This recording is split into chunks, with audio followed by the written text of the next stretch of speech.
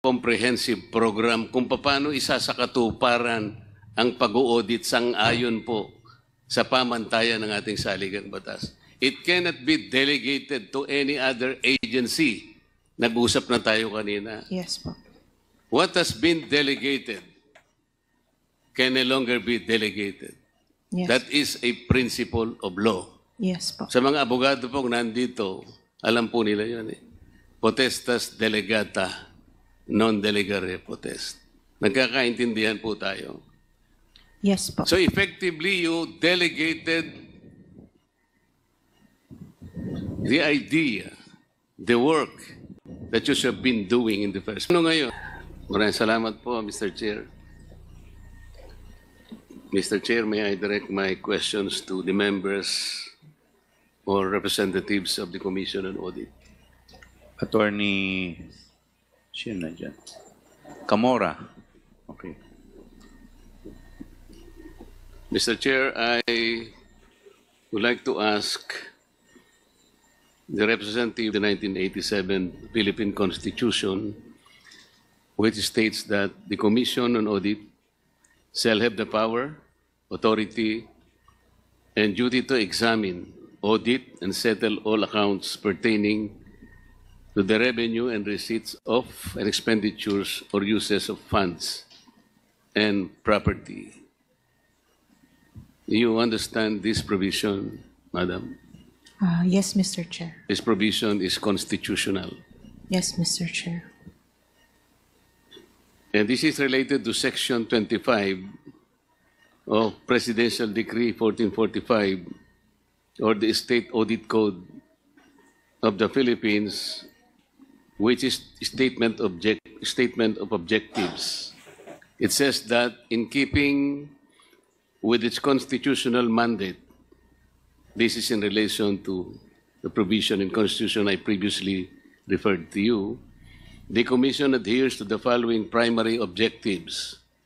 I'm quoting paragraph 2, Mr. Chair, which states to develop and implement a comprehensive audit program that shall encompass an examination of financial transactions. Account also familiar with this provision. Yes, Mr. Chair. And under Section 26, with title General Jurisdiction, the authority and power of the Commission, meaning COA, shall extend to and comprehend all matters relating to auditing procedures, systems and controls, etc., etc., the examination and inspection of the books, records and papers relating to those accounts, and the audit and settlement of the accounts of all persons respecting funds or property received or held by them in an accountable capacity, etc., etc. You're still familiar with this provision?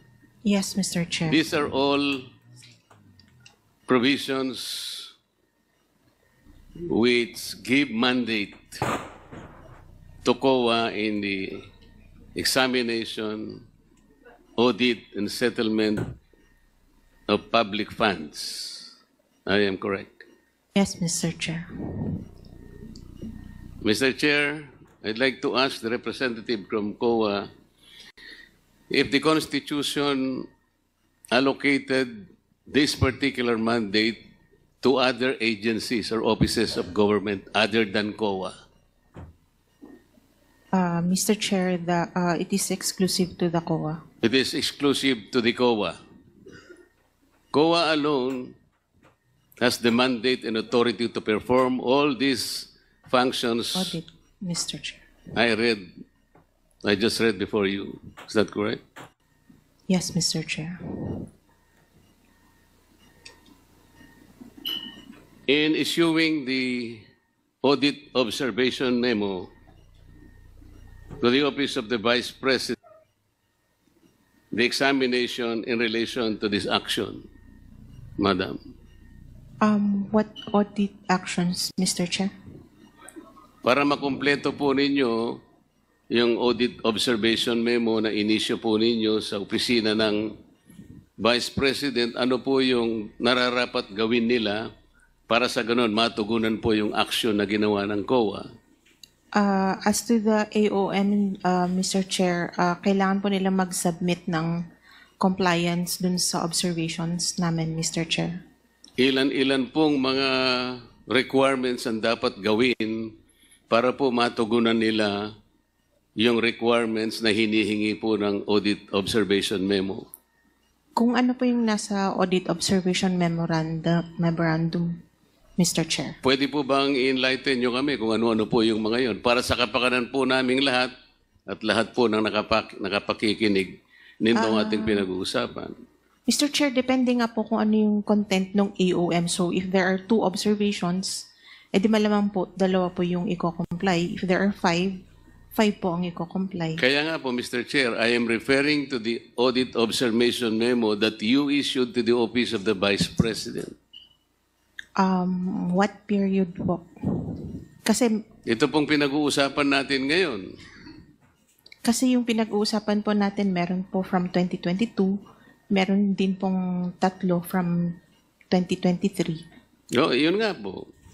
Hindi po ba pinagsama na po yun at yan po yung subject ng inquiry ng committee ito? At dahil nga po doon, Mr. Chair,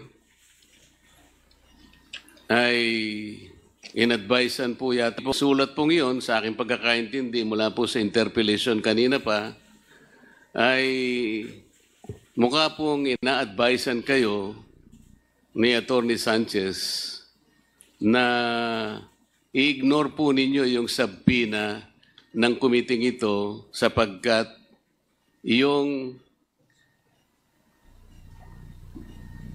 ignore po yung House probe sapagkat hindi pa po kumpleto o conclusive yung Audit Observation Memo. Parang ganun po yung aking pagkakaintindi. Tama po ba? Yung request po nila, Mr. Chair, yes, Yes, po. ma'am. Yes po. Noon pong sabihin ni Atty. Sanchez na comprehensive program kung paano isasakatuparan ang pag-audit sang-ayon po sa pamantayan ng ating saligang batas. It cannot be delegated to any other agency. Nag-usap na tayo kanina. Yes po. What has been delegated can no longer be delegated. Yes. That is a principle of law. Yes po. Sa mga abogado pong nandito, alam po nila yun eh. Potestas delegata, non delegare potest.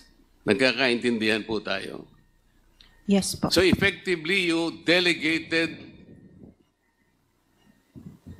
the idea, the work that you have been doing in the first. Ano ngayon?